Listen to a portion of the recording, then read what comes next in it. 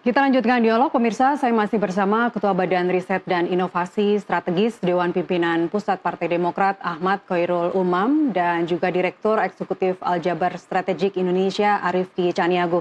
Saya ke Mas Umam melanjutkan pertanyaan sebelum jeda tadi, Mas Umam. Jika dalam 3 kali 24 jam sesuai yang dinyatakan dalam surat somasi, artinya hari Sabtu tidak ada respons juga dari Pak Sudiro, apa langkah hukum yang akan dilakukan?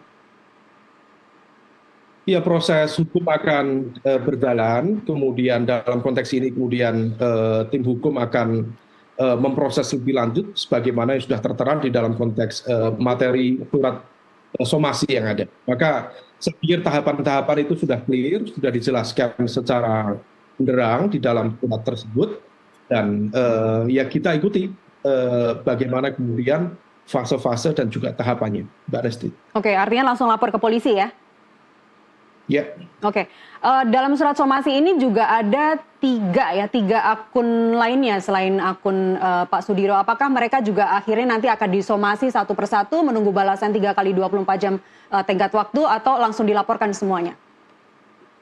Itu soal teknis proses hukum, nanti tim dari BHPP akan memfollow up itu. Tetapi dalam konteks administratif prosedural dari tim BHPP Partai Demokrat, meletakkan 3 itu dalam satu surat yang sama, sehingga kemudian memiliki ruang dan juga fase yang juga sama, tanggal 3 hari, kemudian proses klarifikasi, baru kemudian kita pertimbangkan secara teknis bagaimana kemudian follow up-nya.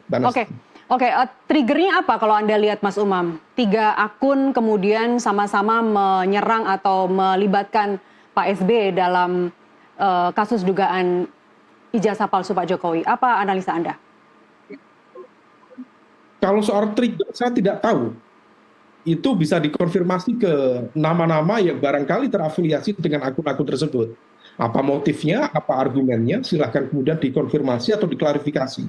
Saya pikir beberapa nama itu cukup clear, cukup terang, sehingga kemudian membuka ruang sebenarnya komunikasi, sebagian juga sudah berkomunikasi, tetapi kemudian nanti follow up seperti apa tim BHPP yang akan menjelaskan. Tetapi begini, bahwa sumber fitnah dan juga disinformasi ini memang dari kajian kami cukup terpola, dan fitnah itu cenderung disebar secara masif dengan akun anonim di media sosial dan cukup repetitif.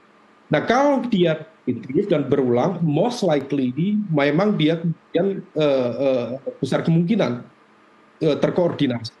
Nah, kalau misal kemudian itu dibiarkan, yang menjadi concern dari kita, tentu persepsi publik bisa berbelok, bisa kemudian tidak sesuai dengan apa yang fakta yang terjadi.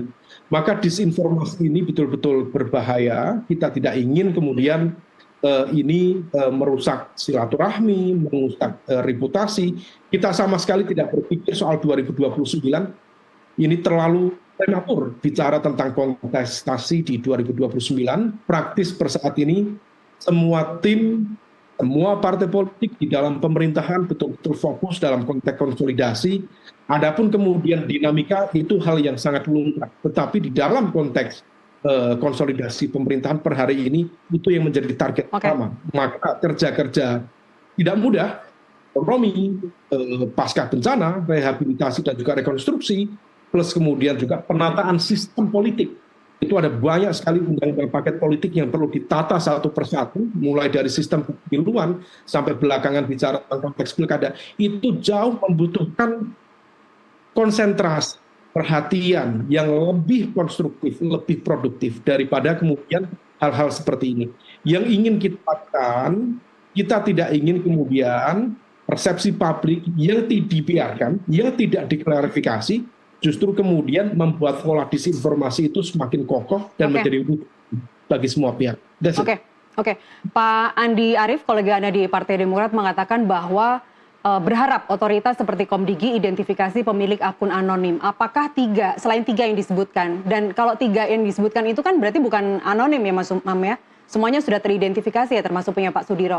Apakah ada akun-akun lain yang sekarang diduga juga sedang melancarkan aksi yang sama? Tim kita sudah bergerak mencoba untuk menyisir satu persatu, dan sebelumnya juga sudah dilakukan. Beberapa video sudah coba di take down, tetapi sudah dilaporkan ke pihak media sosialnya sendiri. Kemudian ada yang kemudian direspon oleh mereka, tetapi kemudian upaya untuk menghadirkan itu terus terjadi.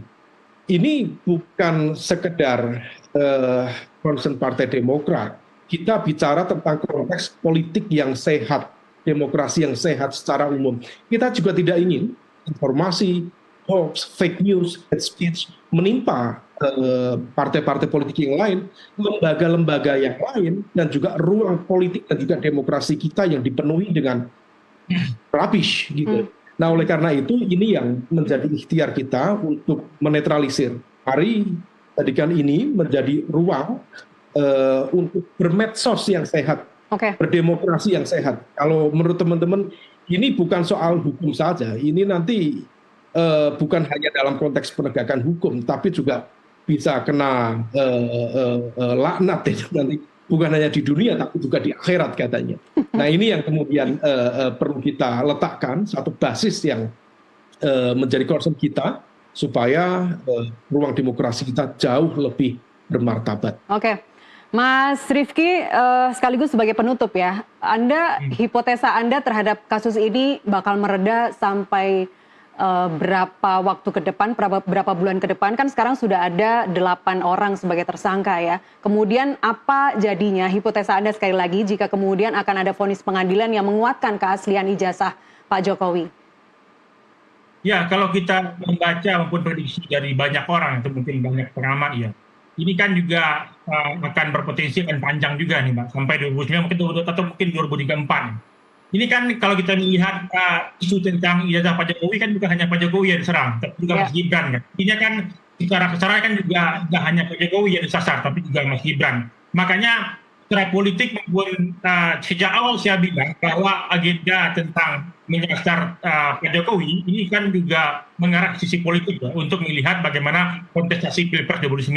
Karena apa sih kepentingan orang untuk kontestasi ini terlalu panjang kalau tidak ada agenda politik? Dan saya rasa kalau kita melihat data survei, itu kan Pak Jokowi kan masih kuat secara politik. Makanya ini yang juga menguntungkan bagi banyak pihak untuk terus mengorkestrasi ini. Dan meskipun ketika misalnya Pak SBY sudah melaporkan orang-orang ini, tentu itu berhenti mungkin di situ saja. Tapi kedepannya ini juga akan masih kuat beberapa orang yang juga akan melihat bahwa ini masih penting. Karena memang sejak awal saya bilang bahwa ketika misalnya isu ini reda di sekitar hukum, tapi tentu juga akan panjang juga ketika misalnya orang yang mengambil keuntungan belum puas ketika misalnya popularitas Pak Jokowi juga masih berturun. Makanya saya rasa ini juga akan panjang, tidak akan berhenti bisa saja betul. Oke. Apalagi ada satu nama politisi besar juga yang dilibatkan, Pak Haritanu kalau tidak salah, mulai dilibatkan juga dalam kasus isu ini. Terakhir, Mas Umam, apa persiapan selanjutnya? Kalau kita bicara 2 alat bukti nanti harus cukup, kan kita tidak mau nantinya pasti Partai Demokrat tidak mau ini akan ditolak gitu ya, ketika dilaporkan nanti ke polisian dan bisa maju ke pengadilan di SP3 gitu. Apa langkah yang akan dipersiapkan oleh Partai Demokrat? Kita tidak ada persiapan khusus, Mbak. Konteks ini proses berjalan sesuai dengan fase-fase atau step-step yang sudah disampaikan. Adapun kemudian nanti data, fakta, bukti tentu akan mengikuti. Soal bagaimana kemudian nanti follow up-nya itu soal lain, karena itu berada di luar basis koordinasi kita. Maka dalam konteks ini ruang tabayun sudah dibuka. Kemudian kalau misal prosesnya selanjutnya tidak terpenuhi, tentu akan ada follow up selanjutnya. Tapi kalau misal kemudian bagaimana tindak lanjut pasca itu, tentu bukan di ranah kita, tetapi di ranah aparat penegak hukum.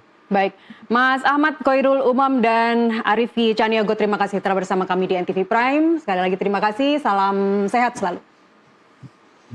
NTV Prime masih akan kembali dengan berita lainnya, pemirsa tetaplah bersama kami.